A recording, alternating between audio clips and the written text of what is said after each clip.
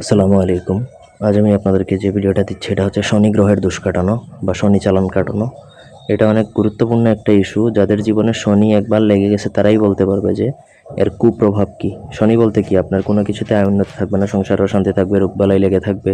যেটা ধরবেন সেটা স্বর্ণ, যদি স্বর্ণে হাত রাখলে অনেক সময় দেখা যায় কিছু লোক আছে যাদের স্বর্ণটা হয়ে গেছে ছাই, মানে সে যেই জিনিসে হাত দিছে সেটাই নষ্ট হয়ে যাচ্ছে। তখন আপনি তার এটাই ধরে নিতে হবে যে তার শনির কুপ্রভাব। যারা এইসব বিশ্বাস করে তাবিজ জাদুটোনা তাদের জন্য এটা ঠিক আছে। তো অনেকে আবার রাজমণি ধারণ করে, হ্যাঁ রাজমণিও ধারণ করলে এটা থেকে মুক্ত থাকা যায়। আবার চাইলে আপনি শনির এই নকশা ধারণ করেও আপনি কি করতে পারেন, ব্যবহার করতে পারেন। যাই হোক, তো পুরো ভিডিওটা না টেনে শেষ পর্যন্ত দেখবেন।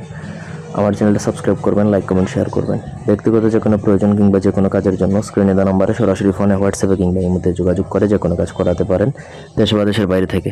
এটার জন্য প্রথমত আপনাকে এটা চারকোনা কালো পাথর জোগাড় করতে হবে। দেখবেন কিছু পাথর দেখতে কালো হয়, একটু চারকোনা টাইপের, হুবহু এক্স্যাক্ট চারকোনা হতে হবে এমন কোনো কথা নেই, একটু মোটামুটি চারকোনা টাইপের একটা পাথরের মধ্যে কয়লা দ্বারা এই নকশাটা লিখবেন। তারপর যেই পেশেন্ট বা যে রুগী যার উপর শনির আছর আছে তার মাথায় 7বার ঘোরাবেন। মাথায় 7বার ঘোরানোর পরে আপনাকে সেই কয়লা দিয়ে লেখা পাথরটা আপনাকে যে কোনো নদীতে ফেলে দিবেন। মানে তার মাথা 7বার ঘুরিয়ে সেটা নদীতে ফেলে দিবেন। ওই নদীতে ফেলার সাথে সাথে তার উপর যে শনির আছরটা সেটা কিন্তু কেটে যাবে এবং সেটা নদীতে বিসর্জন হয়ে যাবে, এবং এরপর থেকে তার এই শনির কুপ্রভাব বা শনির আছরটা থাকবে না।